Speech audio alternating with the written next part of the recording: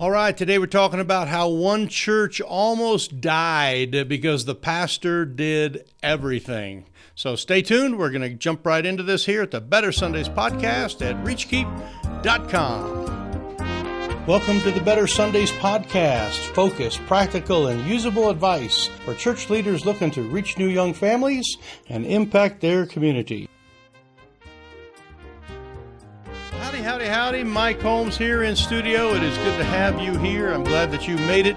We are here on this YouTube channel on a regular basis and, of course, post this out on our other places that we go, Facebook, and email it out to a lot of people. But however you found us, we're glad that you're here. I want to spend just a moment talking to you about a church that I was in not too long ago that just about killed itself, just about ceased, that's not a good word, about just didn't exist anymore because the pastor did everything, and what happened is that then the pastor left and nobody knew how to do anything. So we're really focusing here on ministry teams and been talking about that lately, kind of how people can get together in your church and help you do more, so it's not 95% of the work not being done by 5% of the people. And we really believe ministry teams are just a great way to manage the things of a church, all the volunteer type things that need to be done.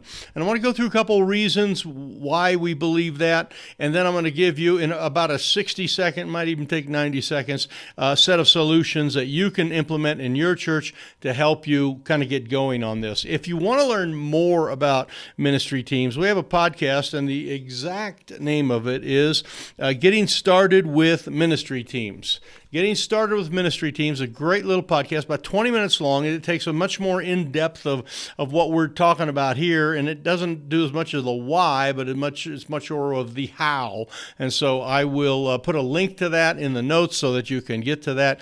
Make sure you take time to watch that, and watch that with your team, watch that with your deacons, watch that with your Sunday school people, and it kind of help you get going. But let's just jump right into some of the reasons why ministry teams are important. The number one reason probably really is that I think pastors, lead people in the church are supposed to be involved in equipping the saints for the work of the ministry and, perfecting them, helping them to mature in ministry. And we believe that volunteering is a part of discipleship. And one of the things a leader needs to do is learn how to get volunteers up and running and moving and going the right direction and moving effectively. So it is a biblical principle to really, as a leader, to train people to, as it says in Timothy, teach others who can teach others who can teach others. Very important kind of a thing here. Another reason is that you don't burn out. And if you're the lead person here and you locked up your building here last Sunday and you're the last person to go through the bathrooms and make sure the toilets aren't running, and you did some of the janitorial work and you did all the calling, all the preaching, all this, all that, you understand what it is, that idea that you might be doing a lot of the work, and sometimes there's certain things that only you can do that. In other words, only the pastor is going to be able to probably do some certain types of counseling, most of the preaching and breaking of the Word of God, that type of thing, bringing it forth to the people. But there's a lot of other people that can lock your building up and do other things, janitorial, cleaning, visiting, etc.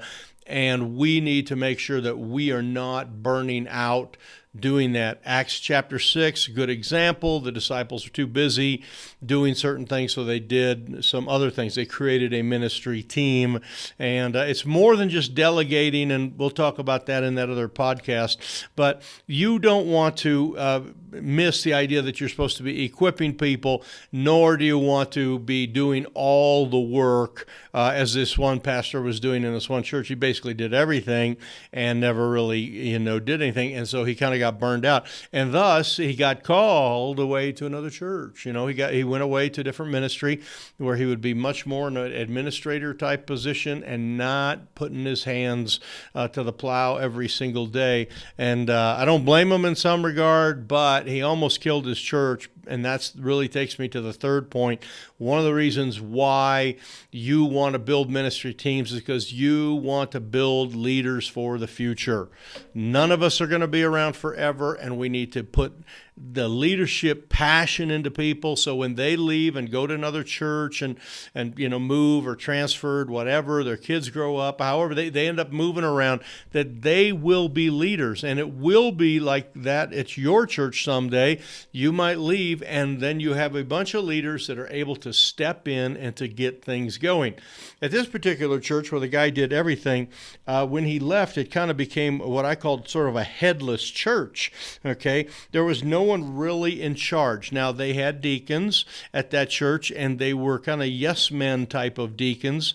And not like in a bad way, like, whatever you say, Pastor. But I mean, they're good men, but they just like let him do everything. And so he did everything. He made all the decisions, and they just kind of sat there and like, sounds good to me. Okay, meeting dismissed, that type of thing. So there was no decisions made by anyone other than the pastor. In other words, there was not like, hey, here's this chunk of ministry, and you guys can figure out how to run that VBS, and you guys can figure out how to do that visitation, or how to build that new room, or paint that wall, or whatever the task is that happens to be. The pastor made like almost all decisions. And when you're making all the decisions and then you leave people that don't know how to make decisions. I mean, there was just at that particular church, when I was there last fall, it was just like there's a ton of indecision. No one could really figure out what to do because they were used to somebody, and they were just begging and looking for a new pastor to come in and take over and start making decisions again. And that's why the church almost died, okay, because they didn't have enough people making decisions and doing things that needed to be done, just to stay in existence. So there was no direction. In other words, there was no calendaring, a vision of like, hey, next month we're going to do these meetings, or next fall we're going to do this, or let's get a missionary in, or whatever. It fell down to just basic routines of just Sunday, Sunday, Sunday, Sunday, Sunday, Sunday, Sunday, because there wasn't any decisions to make to do that. It just kind of like someone led music, they got someone in to fill the pulpit, they had a Sunday school class, boom, it was all over. They locked the doors, went home, and the church just about went kaput. And there was no real conversations. In other words, the people didn't have places where they really conversed and kind of batted ideas around and that kind of stuff. And that's what happens when a pastor does all the work. So if you're a pastor doing all the work, let me just give you the how to fix a headless church, all right? And if you're still there, it doesn't mean you give up your authority. It doesn't mean you're not there anymore, but you are putting people, you're giving them some vision and letting them run, and there's still parameters and some of that, and you still have some meetings, and you definitely have evaluation, but you're not doing everything. So here's what you have to do, and I'll try to do this in about 90 seconds. You need to identify the need, okay, whatever the need is, and it could be Sunday school, could be a vacation Bible school, could be we need better audio visual stuff, and identify whatever the problem is, okay, because a team comes to fix the problem, okay? Then identify what the solution would be, so identify the win, okay? And then recruit the people, okay? Get the right people on the bus, the right people doing the right things, to make that problem that you found, and now you know what the win is going to be, and now you identify some people and you put them together and you recruit them.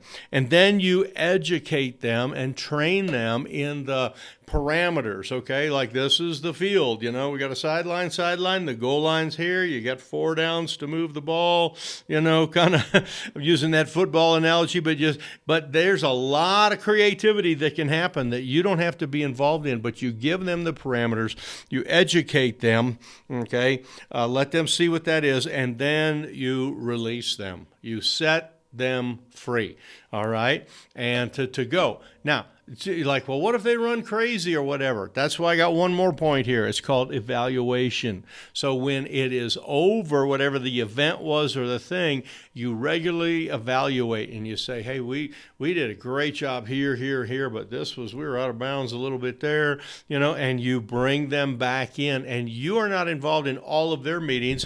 You kind of get them going, give them the parameters, and then step away. So that's what I would do if I were you. If you're the pastor that's working too hard, there's gonna be some bad repercussions. It'll be probably when you're gone. In this case, we just talked about. So you won't ever see this. But folks, we need to train leaders, and we need to build some good ministry teams. So if this has been helpful, give us a thumbs up. Appreciate it. Share it. Subscribe if you've never subscribed. And we will see you the next time at the Better Sundays podcast at reachkeep.com.